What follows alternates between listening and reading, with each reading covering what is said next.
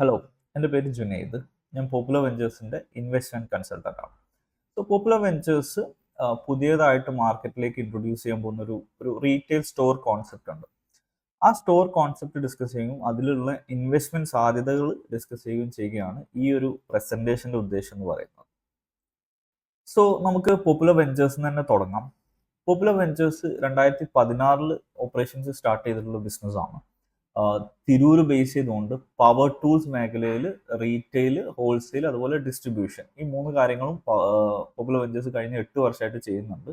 അതുതന്നെ ഏറ്റവും മേജർ ബ്രാൻഡുകൾ, മാർക്കറ്റിലുള്ള ഏറ്റവും മേജർ ബ്രാൻഡുകളായിട്ടുള്ള ഡയറക്റ്റ് കമ്പനി കൊളാബറേഷൻസ് ആണ് പോപ്പുലർ വെഞ്ചേഴ്സിനുള്ളത്. അതിൽ സ്റ്റാൻലി, ഡിവോൾട്ട്, ബോഷ്, അത്തരത്തിലുള്ള മേജർ പവർ ടൂൾസ് ബ്രാൻഡുകളും, അത് കൂടാണ്ട് പൊതുവെ നമ്മുടെ നാട്ടിൽ കുറച്ച് പുതിയതായിട്ടുള്ള ഇൻകോ എന്ന് പറഞ്ഞ ബ്രാൻഡും പോപ്പുലർ വെഞ്ചേഴ്സ് ചെയ്യുന്നുണ്ട്. അതിൽ ഇൻകോ പോപ്പുലർ വെഞ്ചേഴ്സിന് ഒരു സ്പെഷ്യാലിറ്റി ഉള്ള ബ്രാൻഡാണ്. ചൈനയിൽ direct as of now popular വെഞ്ചേഴ്സിന് ഡയറക്റ്റ് ഒരു എഗ്രിമെന്റ് ഉള്ള ബ്രാൻഡാണ് ഇൻകോ. ആൻഡ് ഈ ഇൻകോ ബ്രാൻഡ് ഫോക്കസ് ചെയ്തുകൊണ്ടായിരിക്കും ഈ retail chain concept popular ventures run ചെയ്യുന്നുണ്ടാവുക. അതിനെക്കുറിച്ച് കൂടുതൽ ഈ വരുന്ന പ്രസന്റേഷനിൽ ബാക്കി ഭാഗത്ത് ഡിസ്കസ് ചെയ്യാം. പോപ്പുലർ വെഞ്ചേഴ്സ് നയിക്കുന്നത് ഈ രണ്ടുപേരുമാണ്, മിസ്റ്റർ റഷീദും അതുപോലെ മിസ്റ്റർ സാലിം. ഇവർ 2004 മുതൽ ബിസിനസ് മേഖലയിലുണ്ട്. രണ്ടുപേരും അന്ന് മുതലേ പാർട്ട്നേഴ്സ് ആണ്. നേരത്തെ സ്ലൈഡിൽ പറഞ്ഞ പോലെ 2014 പോപ്പുലർ വെഞ്ചേഴ്സ് സ്റ്റാർട്ട് ചെയ്യുന്നത്. അപ്പോൾ 2016 ആകുമ്പോഴേക്കും ഇവർക്ക് ഓൾറെഡി 12 വർഷത്തെ ബിസിനസ് പരിചയമുണ്ട്. നല്ല രീതിയിൽ മാർക്കറ്റ് അറിയാം. തിരൂരും മലബാർ മാർക്കറ്റ് ആസ് എ ഹോളും അറിയാം. ആൻഡ് ആ ഒരു എക്സ്പീരിയൻസ് തന്നെയാണ് ചുരുങ്ങിയ കാലത്തിൽ 8 വർഷം കൊണ്ട് മലബാറിൽ തന്നെ ഏറ്റവും കൂടുതൽ സെയിൽ നടക്കുന്ന ഒരു പവർ ടൂൾസ് ട്രേഡറായിട്ട് പോപ്പുലർ വെഞ്ചേഴ്സിനെ മാറ്റിയത്. സോ ഈ ഗ്രൂപ്പിന്റെ മൊത്തത്തിലുള്ള ഒരു ചരിത്രം പരിശോധിച്ചു കഴിഞ്ഞാൽ നേരത്തെ പറഞ്ഞ പോലെ 2004 മുതൽ സ്റ്റാർട്ട് ചെയ്തിട്ടുണ്ട്. ഗ്ലാസും അതുപോലെ പ്ലൈവുഡും വിൽക്കുന്ന സ്റ്റോറുമായിട്ടാണ് സ്റ്റാർട്ട് ചെയ്തത്. 3 ലക്ഷം ക്യാപിറ്റലുമായി അന്ന് തുടങ്ങിയ സ്ഥാപനം ഈ കഴിഞ്ഞ 2024 അവസാനിക്കുമ്പോൾ ബിസിനസ് ഏകദേശം 3 കോടിയിൽ മേലെ വാല്യൂ ഉണ്ട്. അന്ന് 3 ലക്ഷം വെച്ച് തുടങ്ങിയത് 100 ഇരട്ടിയായിട്ട് മാറിയിട്ടുണ്ട് അതിന്റെ വാല്യൂ വിത്തിൻ 20 ഇയേഴ്സ്. പോപ്പുലർ വെഞ്ചേഴ്സിന്റെ ചരിത്രം പറയുകയാണെങ്കിൽ 2016 ഒരു സിംഗിൾ ബ്രാൻഡുമായിട്ടാണ് തുടങ്ങുന്നത്. വുഡ് പെക്കർ എന്ന് പറയുന്ന ബ്രാൻഡ്. അന്ന് മൂലധനം 30 ലക്ഷമായിട്ടാണ് തുടങ്ങുന്നത്. ഇന്ന് 8 വർഷത്തിന് ശേഷം 5 crores പ്ലസ് അതിന്റെ അസറ്റിന്റെ വാല്യൂ ഉണ്ട്. ആൻഡ് അന്ന് ഒറ്റ ബ്രാൻഡുമായി തുടങ്ങിയ പോപ്പുലർ വെഞ്ചേഴ്സ് ഇന്ന് നിലവിൽ പവർ ടൂൾസ് മേഖലയിലുള്ള ഏറ്റവും ടോപ്പ് ബ്രാൻഡുകളായിട്ടുള്ള 7ഓളം ബ്രാൻഡുകൾ, 7 കൂടുതൽ ബ്രാൻഡുകളുണ്ട്. ഡിവോൾട്ട്, സ്റ്റാൻലി, ബോഷ്, കാർച്ചർ, ഇവരൊക്കെയാണ് മേജർ ബ്രാൻഡുകളായിട്ട് വരുന്നത്. അത് കൂടാണ്ട് തന്നെ ഞാൻ നേരത്തെ പറഞ്ഞ ഇൻകോ എന്ന് പറയുന്ന ചൈനീസ് ബ്രാൻഡിന്റെ ഓത്തറൈസ്ഡ് ഇന്ത്യൻ ഇമ്പോർട്ടർ ആണ് നമ്മുടെ പോപ്പുലർ വെഞ്ചേഴ്സ്.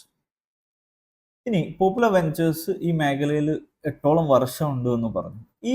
ഈ ഒരു കാലഘട്ടത്തിൽ നേടിയെടുത്ത എക്സ്പീരിയൻസും അതുപോലെ ഈ ബിസിനസ്സിനെ ഒബ്സർവ് ചെയ്തതിൽ നിന്ന് പോപ്പുലർ വെഞ്ചേഴ്സ് മനസ്സിലാക്കിയിട്ടുള്ള ഈ പവർ ടൂൾസ് മേഖലയിലുള്ള 3 പ്രശ്നങ്ങളുണ്ട്. ഒന്ന്, ക്വാളിറ്റി പവർ ടൂൾസ് ഭയങ്കര എക്സ്പെൻസീവ് ആണ്. നല്ല ക്വാളിറ്റി പവർ ടൂൾസ് കിട്ടണമെങ്കിൽ അത്യാവശ്യം പൈസ കൊടുക്കണം. അതാണ് നല്ല ബ്രാൻഡുകളായിട്ട് നമ്മൾ പറയാറ്. നേരത്തെ പറഞ്ഞ സ്റ്റാൻലി, കാച്ചറും ബോഷ് പോലത്തെ ബ്രാൻഡുകളൊക്കെ അതിൽ പെടുന്നതാണ്. അവർ നല്ല സാധനങ്ങളാണ്, പക്ഷെ അത്യാവശ്യം എക്സ്പെൻസീവ് ആണ്. രണ്ടാമത്തത്, ഇനി ലോവർ എൻഡിലുള്ള, അതായത് ചെറിയ പൈസക്ക് വാങ്ങുന്ന പവർ ടൂൾസ്, അതിന്റെ പ്രോബ്ലം എന്ന് പറയുന്നത് ഒട്ടും റിലയബിൾ അല്ല. അത് ബ്രേക്ക് ആവുന്നു, അല്ലെങ്കിൽ വാറണ്ടി കിട്ടില്ല, അതല്ലെങ്കിൽ മറ്റു തരത്തിലുള്ള ഒരുപാട് ഡിഫക്റ്റുകൾ അതിനുണ്ട്. അടുത്തൊരു പ്രോബ്ലം എന്ന് പറയുന്നത്, ഒരു പവർ ടൂൾസ് വാങ്ങിക്കഴിഞ്ഞാൽ അതിന് പവർ ടൂൾസ് സാധാരണയായിട്ട് വാങ്ങാറ് ഒരു 5 to 10 years അല്ലെങ്കിൽ അതിലും മേലെയുള്ള കാലഘട്ടത്തിലേക്ക്, വലിയൊരു ടൈമിലേക്കാണ് വാങ്ങാറ്. അതിന് ലോങ് യൂസ് വേണം എന്നുള്ള രീതിയിലാണ് വാങ്ങാറ്. അപ്പോൾ അതിന്റെ ഇടയിൽ സർവീസ് ചെയ്യേണ്ടി വരും. റെഗുലർ ആയിട്ടുള്ള സർവീസും അതുപോലെ തന്നെ റിപ്പയർസ് വന്നു കഴിഞ്ഞാൽ അത് ശരിയാക്കൊക്കെ വേണ്ടി വരും. അപ്പോൾ ഇത് എല്ലായിടത്തും അവൈലബിൾ അല്ല. ഈ മൂന്ന് പ്രോബ്ലംസും നിരീക്ഷിച്ച് അല്ലെങ്കിൽ ഒബ്സർവ് ചെയ്തതിന്റെ ഭാഗമായിട്ടാണ് ഞാൻ നേരത്തെ ആദ്യത്തിൽ പറഞ്ഞ ഒരു retail store concept popular ventures develop ചെയ്തിട്ടുള്ളത്. നേരത്തെ പറഞ്ഞ പ്രോബ്ലംസിന് പോപ്പുലർ വെഞ്ചേഴ്സ് മുന്നോട്ട് വെക്കുന്ന സൊല്യൂഷൻ ഇതാണ്. Drill zone power tools retail store എന്ന് താൽക്കാലികമായിട്ട് പേര് വെച്ചിട്ടുള്ള റീറ്റെയിൽ സ്റ്റോറുകൾ തുടങ്ങും. ഈ സ്റ്റോറിന്റെ പ്രത്യേകത എന്ന് പറയുന്നത് 300 സ്ക്വയർ ഫീറ്റ്, 300 മുതൽ ഒരു 400 സ്ക്വയർ ഫീറ്റ്, ചെറിയ സൈസാണ്. അതിൽ തന്നെ 50% ഇൻകോ എന്ന് പറയുന്ന ബ്രാൻഡ്, ബാക്കി 50% അതർ ബ്രാൻഡുകൾ. അപ്പോൾ എല്ലാ ബ്രാൻഡുകളും കേറ്റർ ചെയ്യുന്നുണ്ട്, പക്ഷെ കൂടുതലും ഫോക്കസ് ചെയ്യുന്ന 50% ഇൻകോ എന്ന് പറഞ്ഞ ബ്രാൻഡാണ്. ഈ ഇൻകോ എന്ന് പറഞ്ഞ ബ്രാൻഡിന്റെ പ്രത്യേകത മറ്റു വളരെ എക്സ്പെൻസീവ് ആയിട്ടുള്ള അല്ലെങ്കിൽ ലീഡിംഗ് ആയിട്ടുള്ള ബ്രാൻഡുകളുടെ അതേ ക്വാളിറ്റി മെയിൻറ്റെയിൻ ചെയ്തുകൊണ്ട്, എന്നാൽ ആ ബ്രാൻഡുകളുടെ പ്രൊഡക്ട്സിന്റെ ഒരു 30% പ്രൈസ് അല്ലെങ്കിൽ 30 to 40, ചില കേസിൽ 20% പ്രൈസിൽ പോലും പ്രൊഡക്ട്സ് അവൈലബിൾ ആണ്. So it is very affordable, വളരെ അഫോർഡബിൾ ആണ്. പക്ഷെ ക്വാളിറ്റി വൈസ് ടോപ്പ് ബ്രാൻഡുകളുമായിട്ട് കിടപിടിക്കുന്ന രീതിയിലുള്ള ബ്രാൻഡാണ് ഇൻകോ. ഈ ഒരു ബ്രാൻഡ് ഓൾറെഡി പോപ്പുലർ വെഞ്ചേഴ്സ് കഴിഞ്ഞ 3 വർഷത്തിലേറെ ആയിട്ട് കേരളത്തിൽ വിൽക്കുന്നുണ്ട്. ആൻഡ് നല്ല റെസ്പോൺസ് മാർക്കറ്റിൽ നിന്നുണ്ട്. അതുകൊണ്ടാണ് പ്രത്യേകിച്ച് സ്ഥിരമായിട്ട് യൂസ് ചെയ്യുന്ന വർക്കേഴ്സിൽ നിന്നെല്ലാം നല്ല റെസ്പോൺസ് ഉണ്ട്. അതുകൊണ്ടാണ് ഈ ഒരു ബ്രാൻഡിനെ കൂടുതലായിട്ട് ഫോക്കസ് ചെയ്തുകൊണ്ട് ഇത്തരത്തിലുള്ള സ്റ്റോറുകൾ തുടങ്ങാനായിട്ട് തീരുമാനിച്ചിട്ടുള്ളത്. ഇതിനു വേണ്ടിയിട്ട് ചൈനയിൽ ഡയറക്റ്റ് പോയി മാനുഫാക്ചറേഴ്സ്, അതായത് ഇൻകോ പ്രൊഡക്ട്സ് മാനുഫാക്ചർ ചെയ്യുന്ന ആ ബ്രാൻഡിന്റെ ഡയറക്റ്റ് കമ്പനിയിൽ പോയിട്ട് ഡീലായ ശേഷമാണ് ഇത്തരത്തിലുള്ള സ്റ്റോറുകൾ തുടങ്ങാമെന്നുള്ള പദ്ധതിയിലേക്ക് വന്നിട്ടുള്ളത്. വാറണ്ടിയും സർവീസും ഉണ്ടാവും, പ്രൊഡക്റ്റ് സെയിലും ഉണ്ടാവും. ഒരു 3 സ്റ്റാഫ് ആയിരിക്കും ഈ മൊത്തത്തിലുള്ള സ്റ്റോർ മാനേജ് ചെയ്യുന്നുണ്ടാവും. ഒരു മാനേജർ, ഒരു സെയിൽസ് സ്റ്റാഫ്, അതുപോലെ റിപ്പയർസ്, മെയിൻ്റനൻസ് ആൻഡ് സർവീസ് ചെയ്യാൻ വേണ്ടിയിട്ടുള്ള ടെക്നീഷ്യൻ, ഒരു ടെക്നീഷ്യൻ. ആൻഡ് ഇത്തരത്തിലുള്ള പല സ്റ്റോറുകൾ കേരളത്തിൽ സ്റ്റാർട്ട് ചെയ്യുക എന്നുള്ളതാണ്. ഏകദേശം ഒരേ ഫോർമാറ്റ് ആയിരിക്കും ഡിഫറെന്റ് സിറ്റീസിൽ. അവിടുത്തെ ഒരു ഓരോ സിറ്റിക്കും അനുസരിച്ച രീതിയിലുള്ള ഡിമാൻഡ് എല്ലാം ഫോർകാസ്റ്റ് ചെയ്തുകൊണ്ട് ഏകദേശം 300 to 400 സ്ക്വയർ ഫീറ്റിൽ ചെയ്യുക എന്നുള്ളതാണ് കോൺസെപ്റ്റ്. ഇനി നമുക്ക് ഈ പവർ ടൂൾസ് മേഖലയിലെ ഓപ്പർച്യൂണിറ്റീസ് എത്രത്തോളം ഉണ്ടെന്ന് നോക്കാം. ഒരു മാർക്കറ്റിന്റെ സൈസും അതുപോലെ എത്രത്തോളമാണ് ഇത് വളരുന്നത്, ഇത്തരം കാര്യങ്ങളൊന്ന് പരിശോധിക്കാം. പല റിപ്പോർട്ടുകൾ പ്രകാരവും ലേറ്റസ്റ്റ് ഡാറ്റകൾ 2023-ലെയാണ്. അത് പ്രകാരം 5700 കോടിയാണ് മൊത്തത്തിലുള്ള ഇന്ത്യയിലെ പവർ ടൂൾസ് മാർക്കറ്റിന്റെ സൈസ്. അതായത് 5200 കോടിക്ക് സെയിൽസ് ഒരു വർഷം പവർ ടൂൾസ് മേഖലയിൽ ഇന്ത്യയിൽ നടക്കുന്നുണ്ട്. സൗത്ത് ഇന്ത്യയിൽ അത് ഒരു 1200 കോടിയാണ് എന്നാണ് എസ്റ്റിമേറ്റ് ചെയ്യുന്നത്. ആൻഡ് ഈ സൗത്ത് ഇന്ത്യയിലാണ് ഇപ്പൊ ഏറ്റവും കൂടുതൽ ഗ്രോത്ത് നടക്കുന്നത്. ഏകദേശം 31% വെച്ചിട്ടാണ് മാർക്കറ്റ് ഗ്രോ ചെയ്യുന്നത്. അത് ആ മാർക്കറ്റിന്റെ സൈസ് ഗ്രോ ചെയ്യുന്നത്.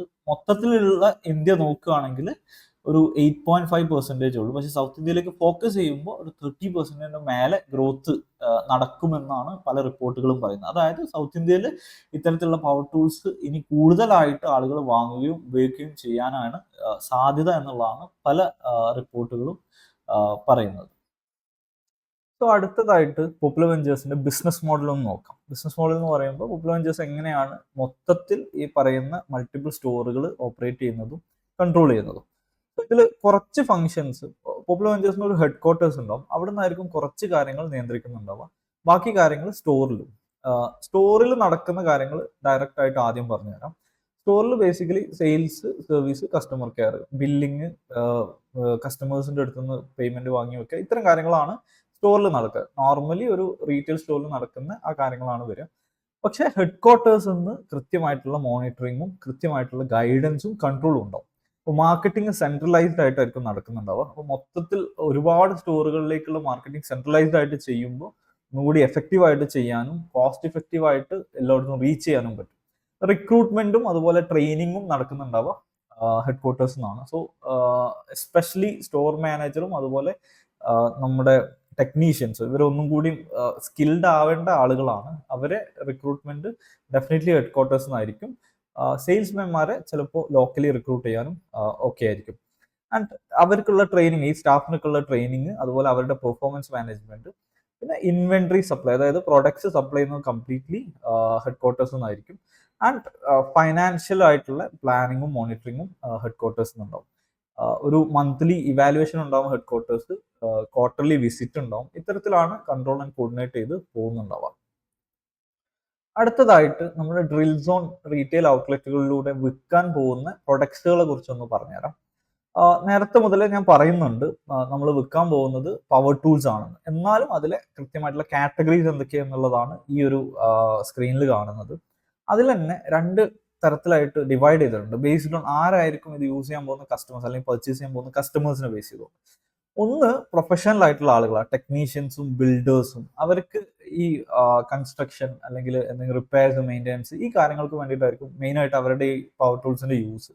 പിന്നെ വരുന്ന residential and commercial clients. Residential എന്ന് പറയുമ്പോൾ വീട് നോക്കുന്ന ആളുകൾ, ഐ മീൻ വീട്ടുടമസ്ഥർ. അതുപോലെ കൊമേഴ്ഷ്യൽ ക്ലയൻസ് എന്ന് പറഞ്ഞാൽ ഷോപ്പുകളും മറ്റ് സ്ഥാപനങ്ങളിലുള്ള ആളുകൾ. ഇപ്പോൾ ടെക്നീഷ്യൻസ് അല്ലെങ്കിൽ ബിൽഡേഴ്സ്, അവരുടെ കേസിൽ power tools, hand tools, measuring tools, അതായത് നമ്മുടെ വർക്കിന് വേണ്ടി ഉപയോഗിക്കുന്ന ടൂൾസും മറ്റുമാണ് അവർ ബൈ ചെയ്യാൻ പോകുന്നത്. റെസിഡൻഷ്യൽ ക്ലയൻസ് അല്ലെങ്കിൽ കൊമേഴ്ഷ്യൽ ക്ലയൻസ് ഒന്നും കൂടി യൂസ് ചെയ്യാൻ പറ്റും, അതായത് വീട്ടിലും മറ്റൊക്കെ യൂസ് ചെയ്യാൻ പറ്റും ജനറേറ്റേഴ്സ്, വാട്ടർ പമ്പുകൾ, ഗാർഡൻ മെയിൻറ്റെയിൻ ചെയ്യാനുള്ള ടൂളുകൾ, പിന്നെ അതുപോലെ നമ്മുടെ വാക്യൂം ക്ലീനർ പോലത്തെ ഇത്തരത്തിലുള്ള എക്യുപ്മെന്റ്സും അല്ലെങ്കിൽ പവർ ടൂൾസും ആണ് അവർ പർച്ചേസ് ചെയ്യാൻ പോകുന്നത്. അപ്പോൾ ഈ രണ്ട് കാറ്റഗറി ഓഫ് ആളുകളെ സെർവ് ചെയ്യുന്ന തരത്തിലുള്ള പവർ ടൂൾസും എക്യുപ്മെന്റ്സും നമ്മുടെ സ്റ്റോറിൽ അവൈലബിൾ ആയിരിക്കും. സോ രണ്ട് ടൈപ്പ് ഓഫ് കസ്റ്റമേഴ്സ് ഉണ്ട് എന്നുള്ളത് നമ്മൾ പ്രീവിയസ്ലി പറഞ്ഞു. അപ്പോൾ അതിൽ തന്നെ ഒരു സൈഡിൽ ടെക്നീഷ്യൻസ് ആൻഡ് ബിൽഡേഴ്സ് ഉണ്ട്, മറ്റേ സൈഡിൽ റെസിഡൻഷ്യൽ ആൻഡ് കൊമേഴ്ഷ്യൽ ക്ലയൻസ് ഉണ്ട്. ഇനി ഈ രണ്ട് ക്ലയൻസിനെയും മാർക്കറ്റ് ചെയ്യുകയും അതുപോലെ അവരെ റീച്ച് ചെയ്യുകയും ചെയ്യുന്ന മെത്തേഡ് ഡിഫറെൻ്റ് ആണ്. അപ്പോൾ ടെക്നീഷ്യൻസ് ആൻഡ് ബിൽഡേഴ്സ് എന്ന് പറഞ്ഞാൽ പ്രൊഫഷണൽ ആയിട്ടുള്ള ആളുകളാണ്. ഇവരെ സംബന്ധിച്ചിടത്തോളം ഇവർക്ക് നമ്മളുടെ സ്റ്റോറുമായിട്ടൊരു ട്രസ്റ്റ് ബിൽഡ് ആയി കഴിഞ്ഞാൽ ഇവർ റിപ്പീറ്റ് കസ്റ്റമേഴ്സ് ആയിരിക്കും.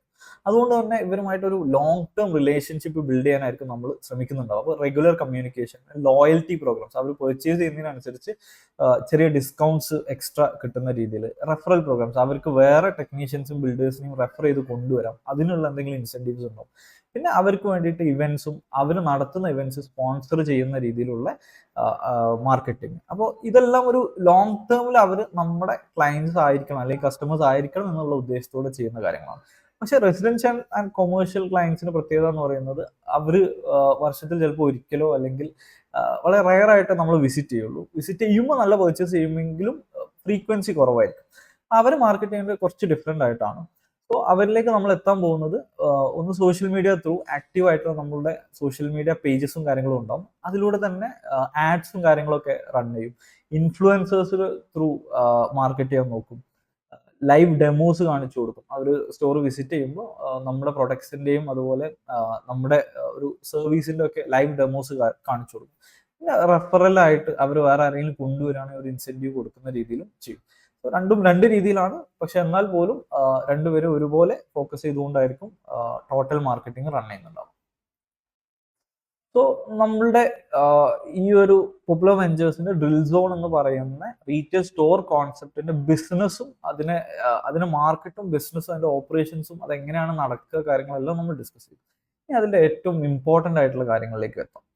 നമ്മളുടെ ഒരു ഫോർകാസ്റ്റിംഗ്, ഇതുവരെ പോപ്പുലർ വെഞ്ചേഴ്സ് 8 ഇയേഴ്സിന്റെ എക്സ്പീരിയൻസ് ഉണ്ട്. അതിനെ വെച്ചിട്ട് നമ്മൾ എസ്റ്റിമേറ്റ് ചെയ്യുന്ന ഒരു ഫൈനാൻഷ്യൽ ആയിട്ടുള്ള ഫോർകാസ്റ്റിംഗ് ആണ് ഇവിടെ തന്നിട്ടുള്ളത്. അപ്പൊ അടുത്ത 3 വർഷത്തിന് ബേസ് ചെയ്തുകൊണ്ട്, അതായത് ഒരു സ്റ്റോർ നമ്മളിപ്പോൾ സെറ്റപ്പ് ചെയ്ത് ഒരു റീറ്റെയിൽ സ്റ്റോർ സെറ്റ് ചെയ്ത് അടുത്ത 3 വർഷത്തേക്ക് അത് റൺ ചെയ്യുകയാണെങ്കിൽ നമുക്ക് അതിൽ നിന്ന് എക്സ്പെക്ട് ചെയ്യാവുന്ന ഫൈനാൻഷ്യൽ റിസൾട്ട് ആണ് ഇവിടെ കൊടുത്തിട്ടുള്ളത്.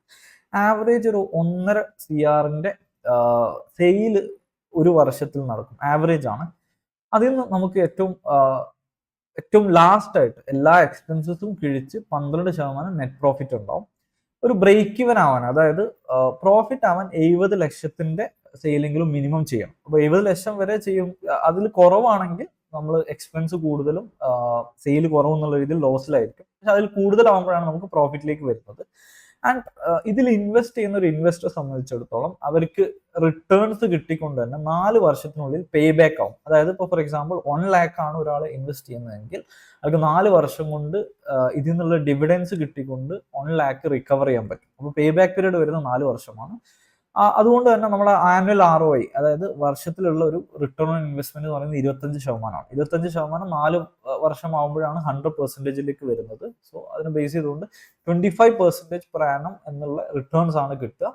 ആൻഡ് ഒരു സ്റ്റോർ സെറ്റ് ചെയ്യാൻ വേണ്ടിയിട്ട് നമ്മൾ പറയുന്നത് 40 lakhs, അതൊരു ഏകദേശം മിനിമം ഇൻവെസ്റ്റ്മെന്റ് ആണ്. 40 to 50 lakhs നമുക്ക് എടുക്കാം, depending on location. May be കുറച്ചുകൂടി വലിയ സ്റ്റോർ വേണമെങ്കിൽ അവിടെ ഒരു 50 lakh വരെ പോവാം.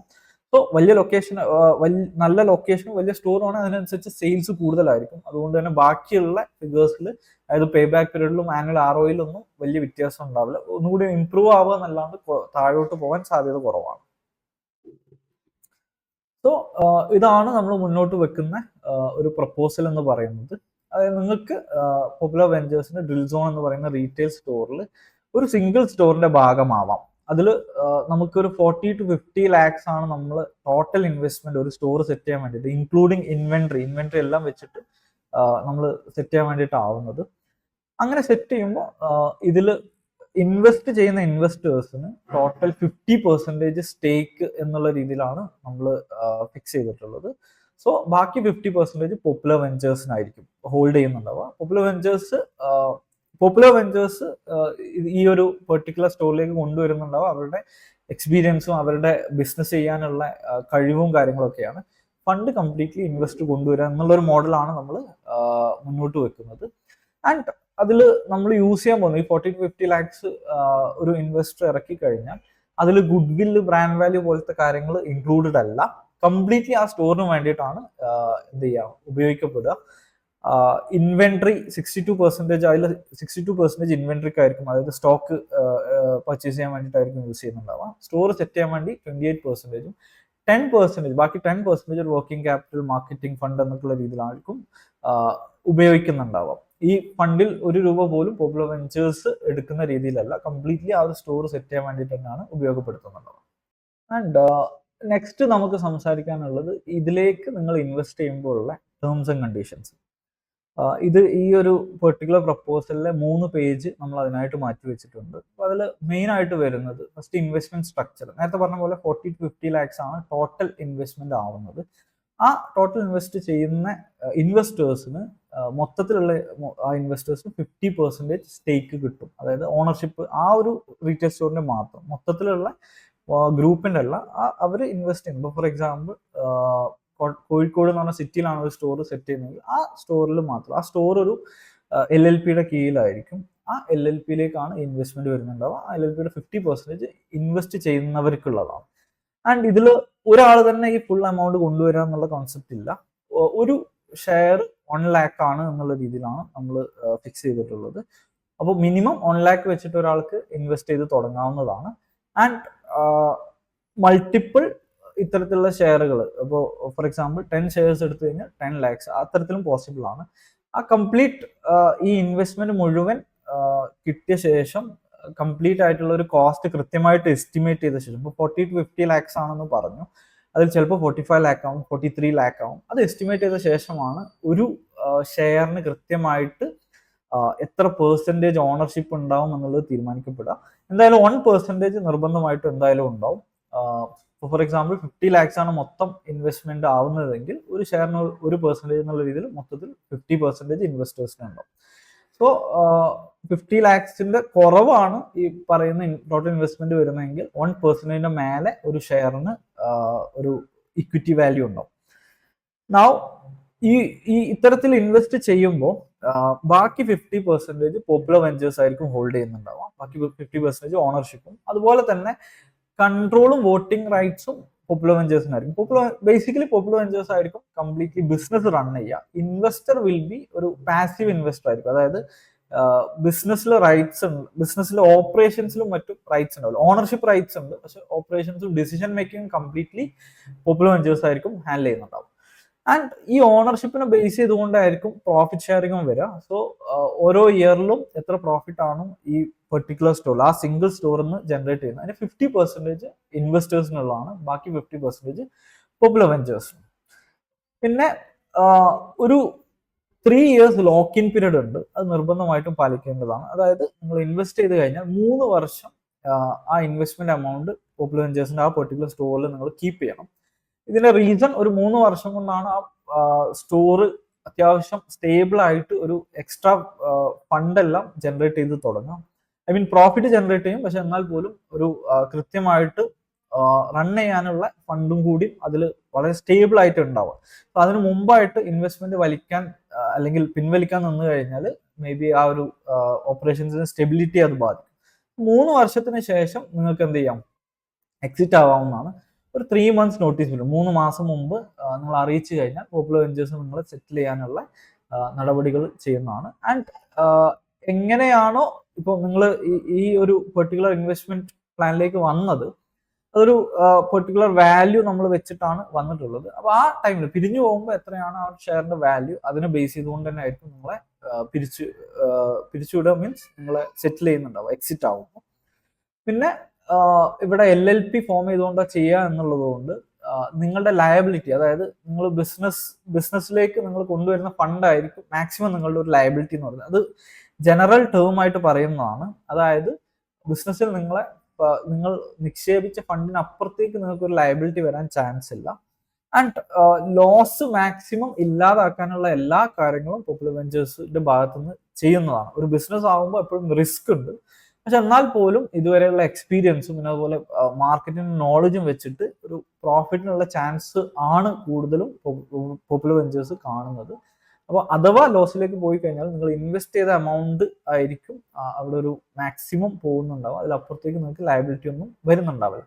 അതൊരു ലീഗൽ ആസ്പെക്ട് എന്നുള്ള രീതിയിൽ പറഞ്ഞതാണ്. അതിന് അർത്ഥം ലോസിലേക്ക് പോകുമെന്നല്ല. ഒരു പോപ്പുലർ വെഞ്ചേഴ്സ് വളരെ ഒപ്റ്റിമിസ്റ്റിക് ആണ് ഈ ഒരു പ്രൊജക്ടിന്റെ കേസിൽ. ബട്ട് പറയുമ്പോൾ എല്ലാ കാര്യങ്ങളും പറയാം എന്നുള്ള രീതിയിൽ ഉൾപ്പെടുത്തിയതാണ്. പിന്നെ അതുപോലെ തന്നെ ഇതിന്റെ ലീഗലായിട്ടുള്ള എന്തെങ്കിലും ഇഷ്യൂസ് ഫ്യൂച്ചറിൽ ഉണ്ടാവുകയാണെങ്കിൽ ഇന്ത്യൻ ലോസ് പ്രകാരമായിരിക്കും അത് തീരുമാനങ്ങൾ ചെയ്യുന്നുണ്ടാവാം. ലൈക്ക് അതിൻ്റെ ഒരു ഫൈനലായിട്ടുള്ള വേർഡിക്റ്റും കാര്യങ്ങളൊക്കെ വരുന്നുണ്ടാവാം. ആൻഡ് എല്ലാതും Indian business laws and regulations പാലിച്ചുകൊണ്ട് തന്നെ ആയിരിക്കും. സോ നമ്മുടെ ഒരു പ്രൊജക്റ്റും അതുപോലെ അതിൻ്റെ ഒരു സാധ്യതകളും ഇൻവെസ്റ്റ്മെന്റ് ഓപ്ഷൻസ് ഒക്കെ ഇവിടെ അവതരിപ്പിച്ചു കഴിഞ്ഞു. ഇനി നിങ്ങളോട് നമ്മൾ ക്ഷണിക്കുകയാണ്, ജോയിൻ അസ്, പോപ്പുലർ വെഞ്ചേഴ്സിന്റെ ഭാഗമാവാൻ നിങ്ങളെ ക്ഷണിക്കുകയാണ്. ഒരു വളരെ പ്രോഫിറ്റബിൾ ആയിട്ടുള്ള നല്ല സാധ്യത, ബിസിനസ് സാധ്യത ഉള്ള ഒരു വെഞ്ചറിന്റെ ഭാഗമാവാൻ വേണ്ടിയിട്ട് അപ്പൊ അതിന് നിങ്ങൾക്ക് നമ്മളായിട്ട് കോൺടാക്ട് ചെയ്യാവുന്നതാണ്. ഇതർ പോപ്പുലർ വെഞ്ചേഴ്സിന്റെ കോഫൗണ്ടർ സാലിയായിട്ട് നിങ്ങൾക്ക് കോൺടാക്ട് ചെയ്യാം. കോൺടാക്ട് നമ്പർ താഴെ കൊടുത്തിട്ടുണ്ട്. അല്ലെങ്കിൽ you can contact me, Junaid, investment consultant എന്നുള്ള രീതിയിൽ ഇതിന്റെ ടോട്ടൽ ഡീറ്റെയിൽസ്, ഇനിയും കൂടുതൽ ഡീറ്റെയിൽസ് വേണമെങ്കിൽ നിങ്ങൾക്ക് അവൈലബിൾ ആക്കാവുന്നതാണ്.